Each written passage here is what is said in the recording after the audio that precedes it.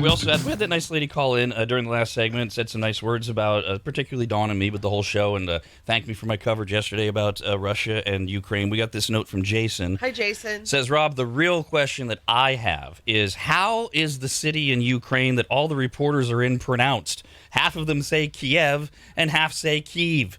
Or is it two different places and I'm an idiot? Oh, yeah, is it? No. Oh. It's the capital of Ukraine, which when Ukraine was under Russian rule before it was annexed was always Kiev. That's what we all know it as, the birthplace of chicken, Kiev.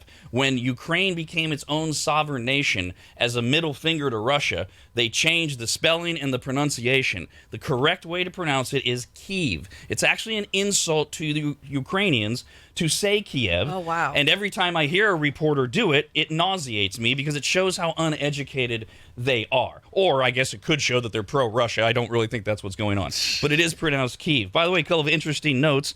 When Russia started dropping bombs on Ukraine, one guy that ran towards them was Sean Penn, of all people, to film a documentary about the Russian invasion. As right now, air sirens are being heard in Kyiv. And Russian forces are right now advancing. This is the day they are going to take the capital. They started this morning saying it's going to be this weekend. It's going to be today. The question of what happens today is whether or not they go all the way into the Capitol building, assassinate the current president, or remove him, arrest him, or however that happens, or if there's so much street fighting that they literally overwhelm the city either way. But Sean Penn, as of this morning, was there filming this documentary. The Ukrainian government has very openly said, quote, Sean Penn has demonstrated bravery that many others have been lacking. Wow. The more true friends of Ukraine who support the fight for freedom, the quicker we can stop this heinous invasion by Russia, end quote. That's impressive. It's crazy. Honestly, I mean, that's damn. Yeah. This reminds me of Walter Smitty. Was that the movie? Sean Penn was in there and he was a photographer, and he would go to dangerous places. He's like living it out. He's living out that role. One other guy who I do not believe this is going to take place. Kyiv is, or Ukraine rather, the whole country. They're 10 hours ahead of us, I believe. So it's 6 o'clock Friday night. So, but I can't get confirmation on this. As of last night, comedian Louis C.K.'s performances in Kyiv were still scheduled to take place tonight and tomorrow. I saw this story. I thought this was something like you'd see on The Onion. Yeah. Oh, I believe me, I've researched it all the way. The thing that when I saw it, I said, "There's no way." And the thing that made me believe that is reps for Louis C.K. have not publicly confirmed the status of his upcoming shows, but there have been multiple announcements made in Ukraine that his performances will take place tonight and tomorrow at the National Palace of Arts in Kyiv. Do you think that it's like when there's a giant protest or something here where it's only if you're really up in the area where you see it, otherwise maybe the suburban areas or know what's going on but aren't affected? Is that maybe what's happening? That would have been it yesterday. But this has moved, like yesterday morning, this has moved so quick. And now that literally, this morning at 4 a.m., the reporters that are in Kyiv, they're all doing the same shot, right? With the Golden Dome Capitol building behind them. Yeah. So, and that's where the president is, and his cabinet. They all are reporting at 4 a.m. this morning, Russian ground troops are 2 miles away. They can hear the shooting. They can hear the fighting. The roads in Ukraine are packed heading towards Poland. Of course, many of them aren't getting very far because they're being stopped by Russian checkpoints. All of this says Louis C.K.'s show is not going to happen. I want to know where he is. And I'm the guy that starts to worry about the reporters, and Sean Penn as well. I mean, there's a certain point at which it's kind of like, oh yeah, he chose to be there, but Jesus, still, this is they're over. They've confirmed 200, just under 200 now dead Ukrainians, 400 injured. And I mean, it's going to be a bloodbath today in the capital city. And yet over here, we will cancel because there might be some sprinkles or snow. You know, the normal stuff we've always dealt with, or high winds. Or the dreaded COVID outbreak. COVID. Jesus God. And, who wow. was it? That's funny that you say that. So as of yesterday, Louis C.K. was still going to perform in the capital of Ukraine. Meanwhile, that pussy John Mayer canceled his tour because he tested positive for COVID. There it is. In See America. the differences, folks? There See it- where we're at? That's quite the show. Yeah. So okay, I've been trying to get a better grasp of the map and how it's affected. So Ukraine technically was only really belonged, quote unquote, to the USSR for like 6 years, correct? Or how long was the duration? No, it was there all the way up until the late '90s when the Soviet Union broke up. I mean, it was part of. 91, wasn't it? It was, But it was like a 60-year period, yeah, correct? but it broke up in '91. Then it took a few years to annex everybody. So it was the Soviet Union existed for 60 plus years. Yeah. Right once Stalin did it. I thought you said 6. I'm Oh, sorry. sorry. Yes. Maybe I did. I don't know. I'm having a hard time grasping the selfishness of our country kind of held on to this territory for less than 100 years, but somehow it still by right belongs to us. It's just weird for me to think about. And I'm just trying to grasp why they still view it as their territory. It should be. It goes back to something that Dawn's father said and gets repeated time and again. If you could understand the thinking, you would be one of them. And you should be glad that you can. And people have started to use that line out loud about what Vladimir Putin in particular is doing right now and what he's capable of. I just, you know, this is going to occur, what I'm about to say, but you don't think about it immediately. Well, they were showing footage of these poor little neonatal babies. I mean, that need to be transferred.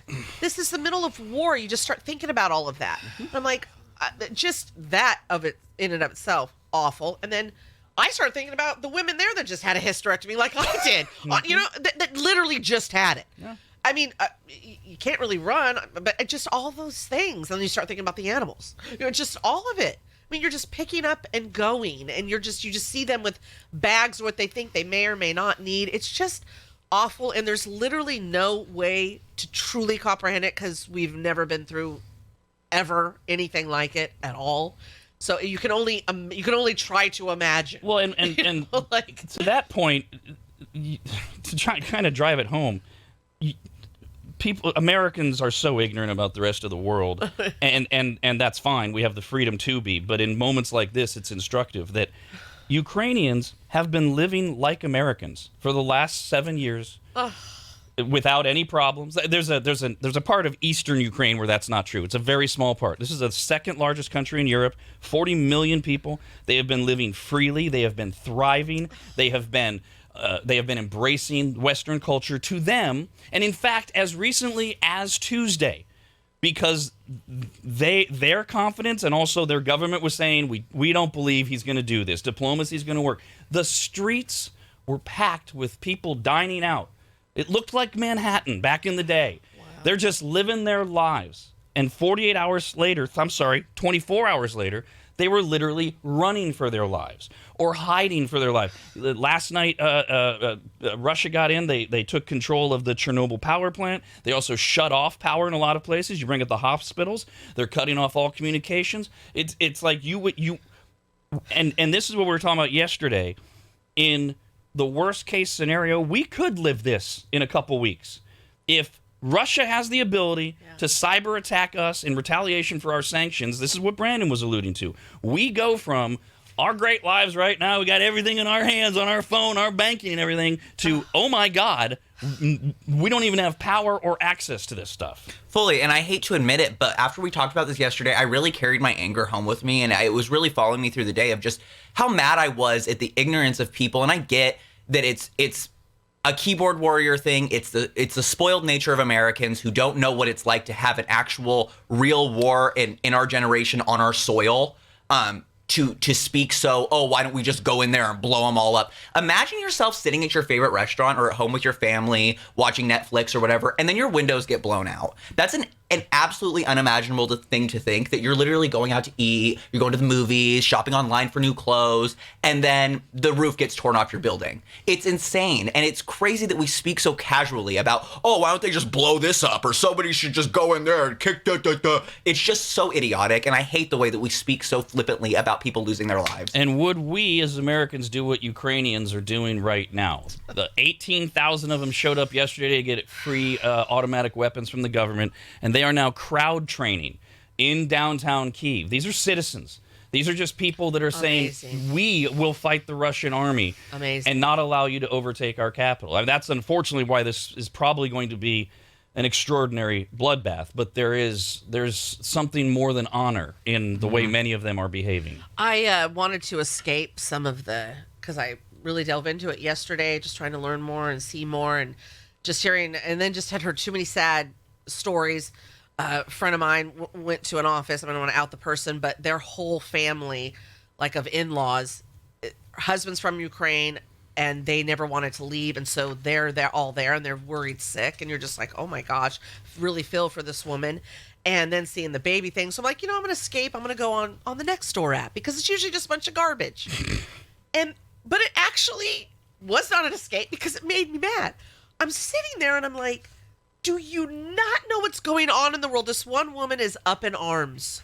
Our parks are pristine, and they are meant to stay beautiful. And I happened upon, it must have been a woman brushing her dog, because it was the most hair I've ever seen lying on the grass in the park. She was livid.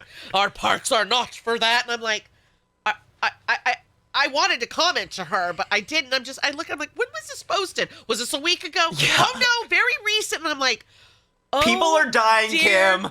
Jesus, are you kidding me And right at now? almost any point, I would tell you to calm down and grow up, because this is the selfish wonderfulness of being an American. But, Absolutely. But that's not the case right now. No, it is not, because I did think of that for a minute. I went, well, it is this is one of the beautiful things of us living this way. I'm like, nope, not right now. Screw her. Are you kidding me? Until we know what the next few days look like, that doesn't apply. Yeah.